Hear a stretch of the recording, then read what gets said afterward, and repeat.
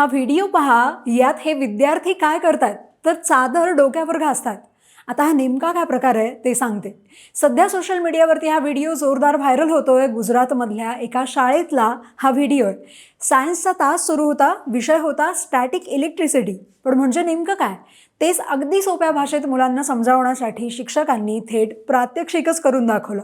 एक चादर मागवली आणि काही मुलांना खाली बसवलं, काहींना त्यांच्या डोक्यावर ती घासायला लावली आणि पाहता पाहता विद्यार्थ्यांचे केस अक्षरशः हवेत उभे राहिले.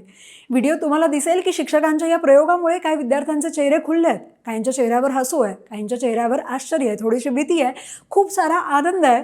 क्षणभरासाठी क्लासरूम प्रयोगशाळा बनली आणि सायन्स कोरडं न राहता खरंच मुलांना त्यातली गंमत अनुभवता आली.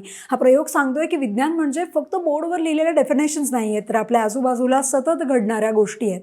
एका प्रश्नाचं उत्तर द्यायचं या सगळ्यात राहिलं ते म्हणजे प्रयोगात मुलांचे केस उभे कसे राहिले. आणि स्टॅटिक इलेक्ट्रिसिटी म्हणजे नेमकं काय, तर विज्ञानाचा एक मूलभूत नियम आहे. समान प्रभार एकमेकांना दूर ढकलतात. Charges repel each other. जसं चुंबकाचे दोन सारखे ध्रुव एकमेकांना दूर ढकलतात, तसंच केसांना चादरीनं घासून पॉझिटिव्ह चार्ज केलं तर हे धन प्रभारित केस एकमेकांपासून जास्तीत जास्त लांब जाण्याचा प्रयत्न करतात. केस एकमेकांना दूर ढकलत असल्यामुळे ते एकमेकात गुंतण्याऐवजी, खाली बसण्याऐवजी हवेत सगळ्या बाजूनी पसरतात आणि उभे राहतात.